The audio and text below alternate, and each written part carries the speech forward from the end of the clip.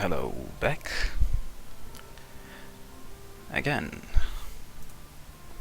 We go back to our adventure, to our final installment of these in 2 last chapters.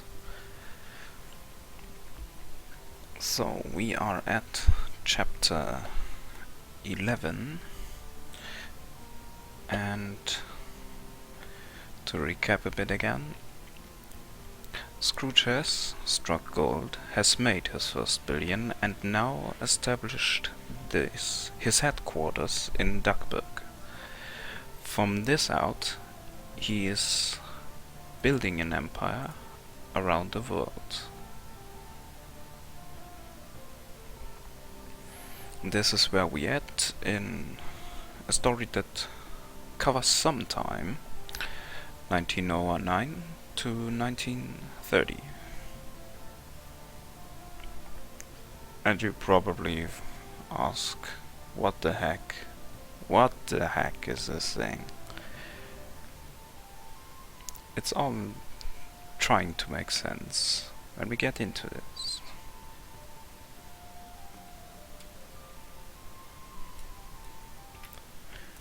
So, let's start here. The Life and Times of Scrooge Mcduck, Part 11. The Empire Builder from Calisota. Young Scrooge Mcduck was easily the richest duck in Calisota.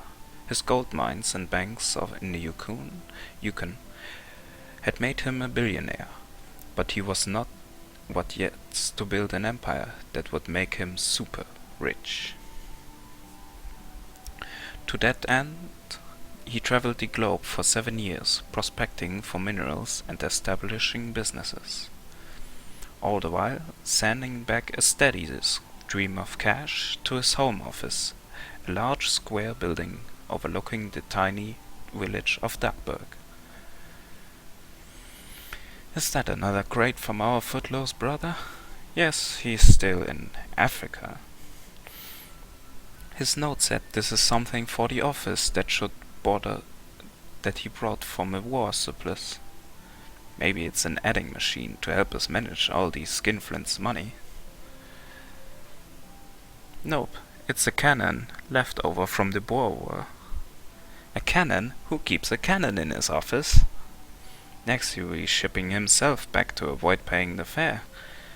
And pay an extra cargo fee when there's plenty of space in this crate? Scroogey! Are you finally home for good? I wish I was, but with that travel is so expensive. But the world empire doesn't build itself. No, I'm just checking to see how you two are managing by growing billions. Where's my chart? Right there? I'm now richer than William Randall first. That leaves 73 others to pass. Getting richer and richer, and meaner and ornier. That's all you do. You should realize by now that that's the name of the game. The only thing that counts is how the bin is filling up. Ah, up to the 8-foot mark already. Excellent. You should stay home and manage this yourself. Let somebody else do the globe-trotting. Never. Nobody else has the true grit I've developed from 25 years of dealing with deadbeats and desperados out there. Oh please, such melodrama. It is true. Nobody but I can handle gangs of thugs like the one I came up against in Nevada last year. I wrote you about that, remember? Waiter. Bring my bell, I'm leaving. Alright, buddy, hand it over. If you're hinting for a tip, you can forget it. I ain't your dang waiter. I'm Copperhead McWiper. My brothers and I want that railroad stock you brought today. McWiper, eh? I knew your puppy back in Montana. Well, I took him and I take care of you. Come at me and I'll break this chair across your ugly teeth. Bullets, eh?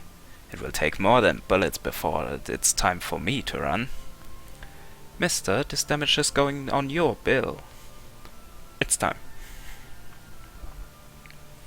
I need to hide my gold police and Boom City Railroad shares until I can think of something. I only paid $50 for them. Is $50 worth enough to the whole McViper clan? What the? My hat! You vandals! You owe me $1 to patch my hat. Pa was right about that. What? That runt. What a holy terror. I only got 2 bits. Let's get...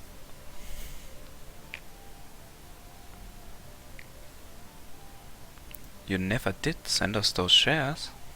Oh, well, I was in a hurry to get to the World's Fair in St. Louis to sell recordings of a baggage coach I had. But enough of me. Let's talk about you. Like, for instance, who the heck are you? Emily Quackfaster, Mr. McDuck, your new secretary. Secretary? How can I make a profit with such limitless extravagance? We hired an entire office staff, Scroogey. Did you expect the 2 of us to run this stupid bin all ourselves? He can't hear you. Would you like a cup of coffee, Mr. McDuck? Yes, he would. And I've got more news for you. We're tired of staying in this one-horse town while you traverse the globe. Next time you leave, we're coming with you. What? And leave total strangers in charge of my money?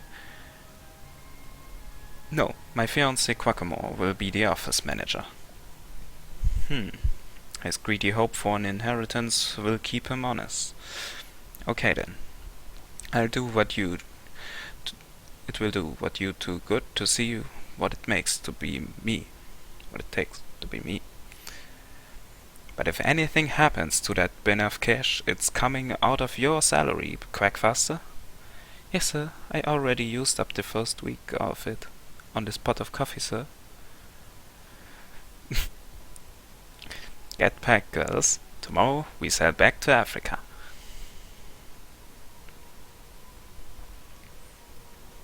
Within a month, the last 3 members of the clan McDuck sailed up the Congo River and into the unexplored heart of the untamed continent. Far to the south is where I recently discovered the star of the world, diamond mine. I believe there are even richer diamond mines in the interior. How exciting, Scroogey! We might even discover the lost mines of King Solomon. Maybe, someday, but right now we are heading into the Mumbo Jumbo River. We will soon see what a genius brother your big brother is. Days later, in a shady part of the darkest Africa, Scrooge Mcduck began a day that would live in infamy. As a symbol of our treaty, here's a miniature war drum. What similar treasure will give you Quack Quack tribe for your Kongshua diamond mine? I offer this, chief. A miniature portrait of the chief of my village. Oh, chief $250. Most impressive. Tell me, Chief Booble, any other valuable land in these parts? Oh, yes, some excellent rubber plant lands, but the Voodoo tribe believes it is sacred to their god. They will not sell, not even for such a price as this. Ah, so? Well, maybe I'll make them an offer they can't refuse. Soon the McDucks reached the Voodoo village. 25 cents for a diamond mine? You didn't used to do business like that. He was happy, I was happy. You've turned into a man turned mean enough to justify anything. I never thought I would be ashamed of you. Honesty is the best policy. Oh, spare me that corny claptrap. It took me 20 years to strike it rich because I always played it square. I've decided to develop new methods now. You watch how I show these hillbillies who's boss. Open the gates, I'm coming in. Looks like they know how to treat you with the proper respect. Sound out your head, Hunter, or I'll tear this place apart with my bare hands. Take your hands off me, or you sword of Zulus, let it go, say. Good afternoon, stranger. I'm Fulal Sula, leader of this tribe. You wish to see me? Listen, you. I want this land. If you know what's good for you, you will forget your phony voodoo gods and sell. Name your price. Look at this. That's Chief Arbirk Lincoln. Many times have strangers tried to steal our land, but none have dared to insult our gods. You would best depart, infidel, because before a nutzel serves you a hat. What, Tamirat? You sell or else? Or else you suggest the future holds peril unknown? I must read the bones. I see two sisters, sorely shamed by their brother. I see they truly pity him, for the wretch he is. Pity me? What rubbish? Why? Because I see that arrogant duck boy getting his tail kicked from here to the Cape Town if he doesn't show respect to the gods. Bah! I'll show you how much I respect you and your voodoo flimflam. Magama niktimina. I hope this was part of right pronunciation. That will cut him down to size. Don't laugh, Hortense. Look at his eyes. This isn't over yet. You stay right here. I'll be back to show them. And who's now king of the jungle?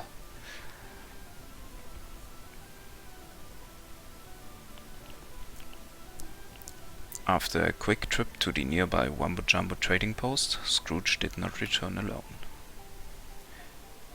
Let's turn down the sound. Do we have? I'm just looking for a bit moodier soundtrack.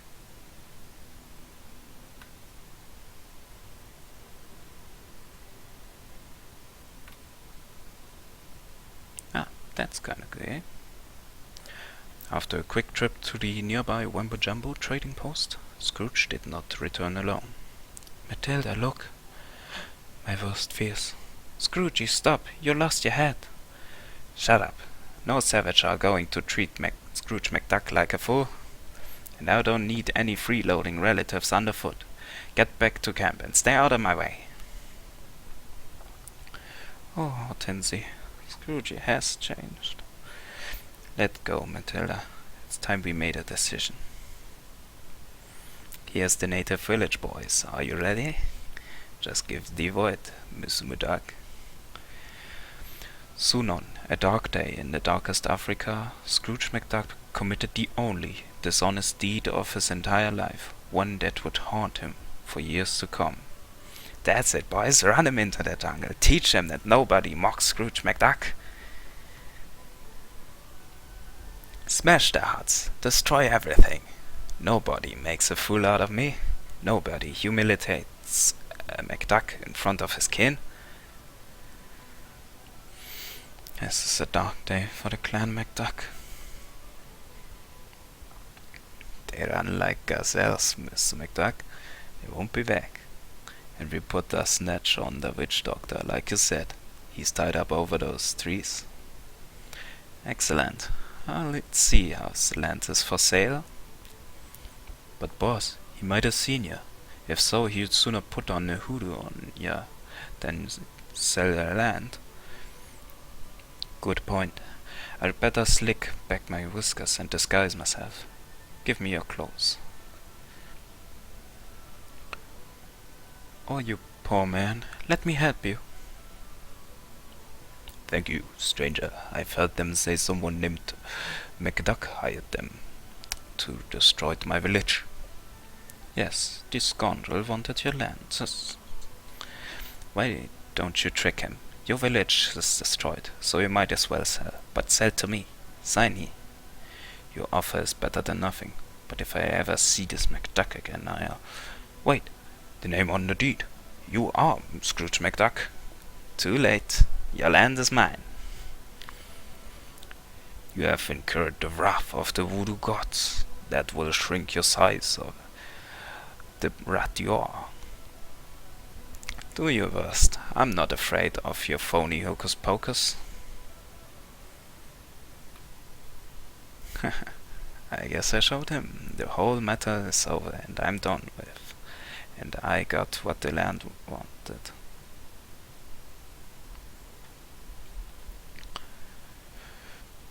See that the voodoo priest is something pulling out there. And Scrooge changed his appearance for that. That is playing a crucial role. Back at the camp. Hortense, Matilda, I'm back, and I won, just like I said I would. That's more wealth for you and to inherit, someday. So you can stop pretending to be outraged. You're just as greedy as everyone. What? A note? Dear Scrooge, you must have had a hard life, leaving home as early as you did. But you forgot the world is... Oh, it's really hard to read this. You forgot the world is on its terms and won. Return to forgive how janky and bitter that fight has made you. But there's never an excuse for dishonesty. We are going home to Duckburg. Join us if you change your ways. Matilda and Hortense. Why should I have to be the only honest man in this crooked world? Even my inspiration, my first dime, came to me as a result of as some bum in Glasgow cheating me with a worthless American coin. And this is why I promised to make my fortune square, to prove I'm better than bums like that. Hogwash, why can't I take shortcuts like everyone else? Because it's only through honest, hard work that I earned my way in life. It's not fair. Who died and left me in charge of morals? 10 centuries of Mcducks, that's who. We passed it on to you, to the best reason to be honest. Self-reason. Self-respect. Papa? You once held honesty as your highest ideal. And what did you promise me on that very night I left you? That I would always be true to myself. What have I done? I must catch up to my sisters and apologize. And try to square things with that witch doctor, or even if he'll even listen to... Ooh. Ah! Oh my goodness, I saw one of these years ago in Transvaal, a zombie. That's right, Scrooge Mcduck. Bombi is the agent of my revenge. No matter where you hide, my voodoo magic will draw my zombie to you. Good luck, Scrooge Mcduck. Ha ha. My only hope is to ruffle my whiskers back up and put on my specs. Maybe that big stiff won't. A voodoo doll. I must have some hideous curse on it. Good. He doesn't seem to recognize me. Now he'll just keep going and waiting to hand that voodoo doll to someone who looks like me in disguise. Anyway, I never have to worry about him again. That's not entirely right. You probably can see who is looking like Scrooge in his disguise. His nephew. Unable to find Fulazula, Scrooge set off to patch things up with his sisters. Yes, Hortense and Matilda Duck were here, but you have just missed them. They took the train to the coast. Then give me the ticket on the next train. But the train is heading north to join the Orient Express in Istanbul. The next train to the coast won't leave for a week. The Orient Express goes through continental Europe. Lots of business opportunities there. I can always catch up with my sisters a little later. Of course, boat fares are cheaper from Europe. Sold. I might be honest, but I didn't just get stupid. Over the next year, Scrooge was continually sidetracked on his way home. He sold lawnmowers in the Sahara, salt in Egypt, rain hats in Aden, and so on, from Turkey to Holland. While selling wind to windmill makers on the Yonder Tree, Scrooge learned of a unique opportunity. So, taking one last detour on his way to America, Scrooge stopped off in Greenland for rendezvous on the polar ice cap. "Hello, are you Robert Peary?" "Yes, what do you want?" "I want to sponsor your efforts to reach the North Pole." "Why, do you represent a university or a geographic society?" "No, I intend to buy the North Pole. Every time anyone looks at the compass, they will have to pay me a stiff royalty. Not to mention the hefty surcharge I'll slap on kids' letters to Santa."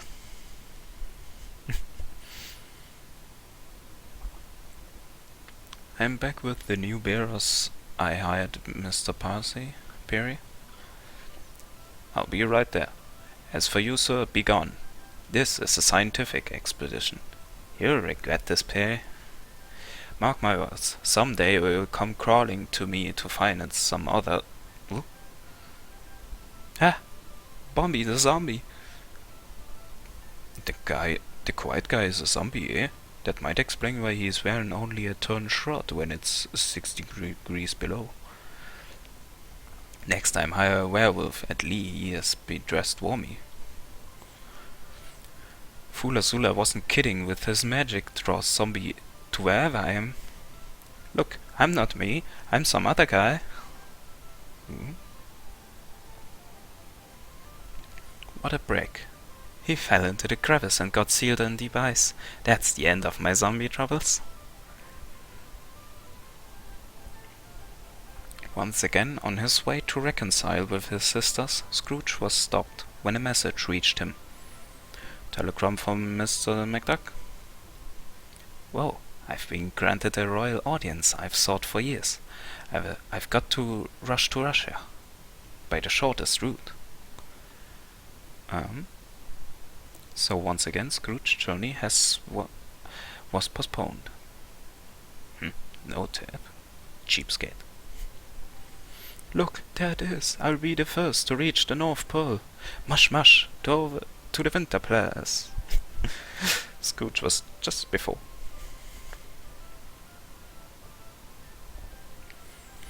Some months later, a certain haberdasher in St. Petersburg made an historic sale to a young tycoon, anxious to make a good impression during his audience with Tsar Nicholas II. His well-known threats. "Ugh, what an awful order." "I've been in the stables selling concertinas to your troops, your highness." "I thought you wanted to buy one of my Rochelle Fabergé eggs." "One, Nick? I buy my eggs by the dozen. Fill these up." "Impending revolution sale, everything must go." "Ah, then you should have the legendary jewel that inspired the creation of the Fabergé eggs." "I'll bite, rolled out." "Alas, it was stolen while on tour many years ago by Bazookian bandits. All that's left is this painting of the famous candy-striped ruby." "Very interesting." Another detour. After 2 years of investigating and investing through Western Asia, Scrooge posed as a horse trader in Bazookstan, and finally, those bandits didn't know they had the most valuable gem on earth. I can go home now. My sisters will forgive my delay when they see this. Sure enough, an ocean liner left Southampton not too much later, with Scrooge Mcduck aboard, bound for home. "Mr. Mcduck, I'll pay you anything you ask." Let me just change the music a little bit. Yeah, that's okay. I must own the candy-striped ruby. Forget it. I think I'll hold on to this bubble for myself, as an investment. But I'll pay you every cent my grandfather left me and... Yo! JJ, where are you? Help! Paying customer overboard. There he is in the fog, standing on something in the water.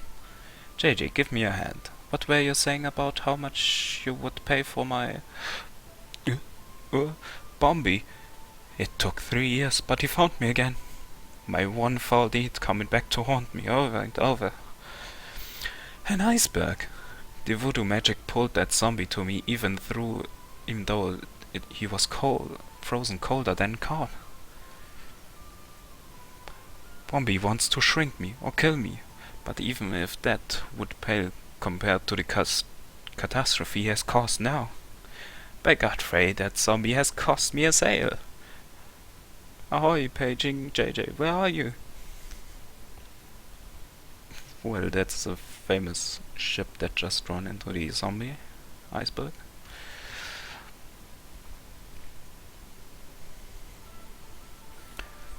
Remember our oath, chaps. In case the ship founders, we shall continue to play and give the passengers courage. Jolly good, stout fellow. I say, what do we do in case of zombies? We take 5. Pip pip, tally-ho. I have heard all I'm going to take from you, you zombie. You put up your dukes and fight like a corpse.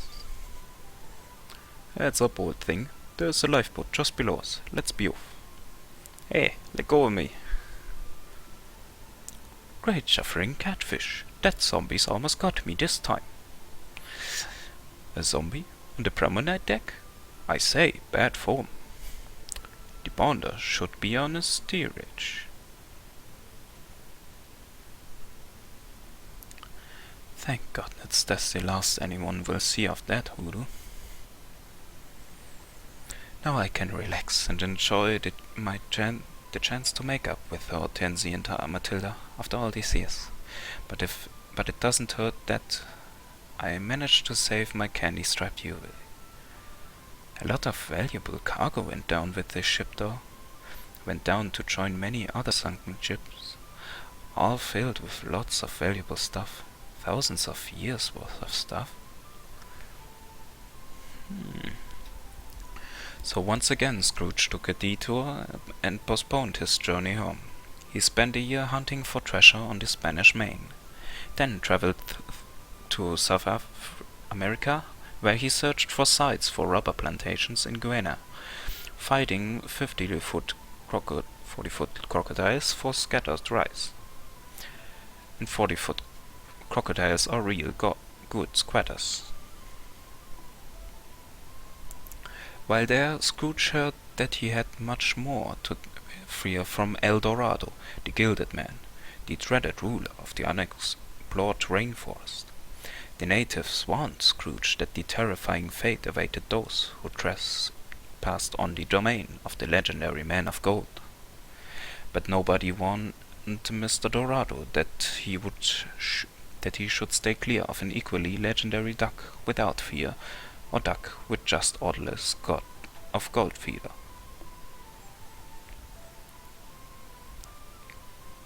After many years in South America, Scrooge began a sweep across Asia. His standard operating procedure was to gather loads of cash as he traveled, and then ship it home.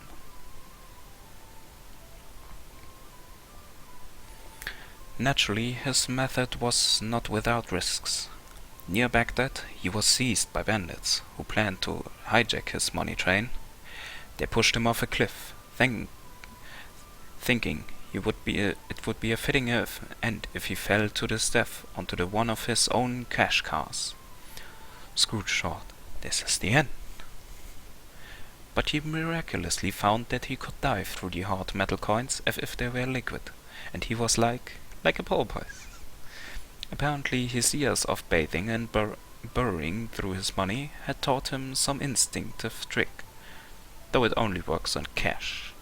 Bandits hit the troll.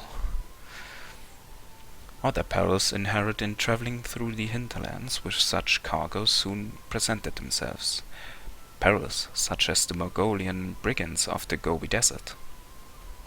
A lone merchant promised to lead him to Scrooge Money's caravan if they could help him transport his cargo of lychee nuts to Peking. The merchant would never have been able to get his wagons through the rugged frontier without these ferocious brigands' help as guards and teamsters. But when the Chinese soldier chased the brigands off on the outskirts of Peking, there was no one around to see the merchant's true cargo. As the years passed, Scrooge continues his global sweep along the Pacific Rim. There he established a thriving pearl trade using trained Comorans as divers.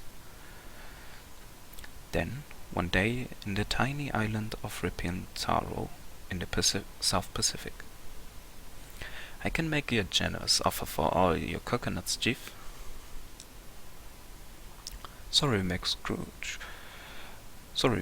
Mr. Scrooge, but coconuts are good to eat. Perhaps you wish to buy something else, such as our sponges. Perhaps. Ah, yes, an albino sponge. It might be worth a few bucks to a great suffering sawfish Bombi. I took him 8 years to walk all the way here from Newfoundland, underwater, but he has found me again. A zombie. We know the islands know about such things. Then get rid of him. The hoodoo is voodoo. I'll pay you anything. Your money is no use to us, but since you need help, I will have our witch doctor put a binding spell on your zombie in exchange for this. No, the candy-striped Yubi. Not the candy-striped Yubi. Next to my first dime, it's the most prized possession. I will never part with it. Not never. No, how? No way. Next. It's yours. Call the shaman. Here's a zombie to hands up. That hex will bind your late friend to our island. It will imprison him here for 30 years or so. Great. I'll bet a fool Azula's magic will wear off by then.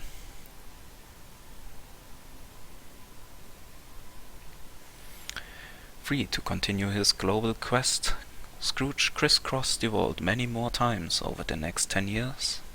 He arrived on Wall Street just after the Great Crash and managed to corner the market on everything by paying only a penny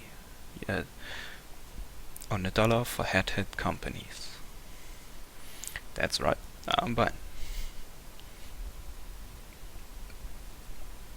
He trusted no one, conducting all his business using his trained cormorants as messengers, earning him the title of Birdman of Wall Street.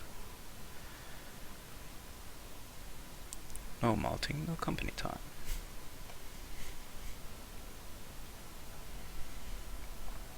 Then finally, after 27 years on the road, he made a long-delayed journey. A new Duckburg turned out to greet its leading citizen. No longer a sleepy shack town, it had become a thriving and glorious city, its economy fueled by Mcduck investments. But Scrooge was not impressed. His hard-fought struggle for wealth in a world he believed to be populated by deadbeats and loafers had taken its toll. Key to the city. Bah, I already own all the locks.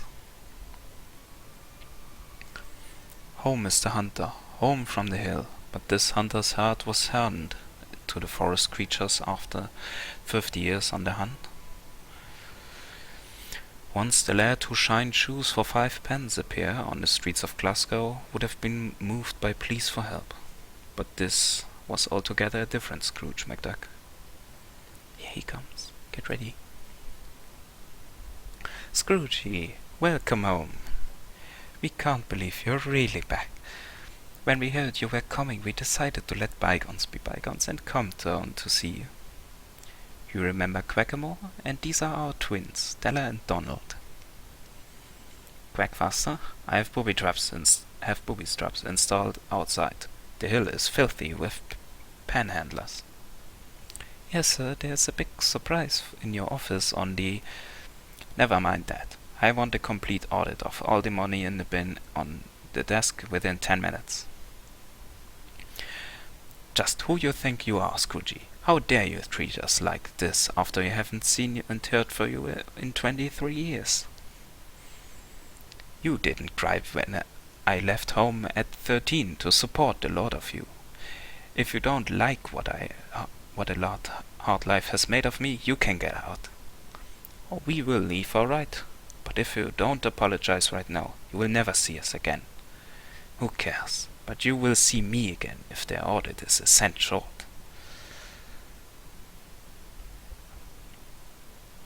Still here, Quirt? I'm glad that somebody in the family has some sense. Go get me that audit and I might forget what just happened. Whack! Wait, you little no-neck brat. Come back here. I'll wait it horrified you. Nasty Donald. Bah, relatives. What good are they anyway? Who needs them? Scrooge Mcduck doesn't need anybody.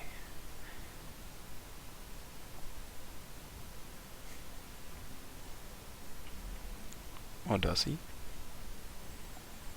Roaster of the Rich. Surprise.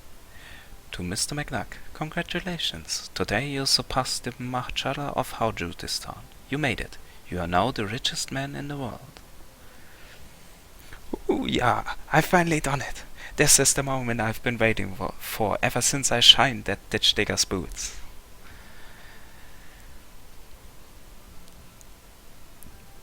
Not a single handout. What a tightwad. Mcduck unfair, 2 deadbeats.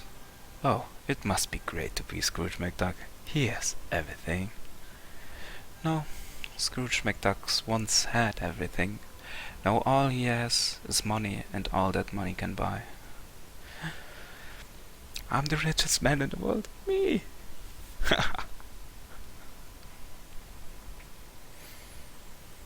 To be concluded. In a final chapter, in which we'll have a look on after a short break. I will cut the stream here to have a separated video. So see you back in a few.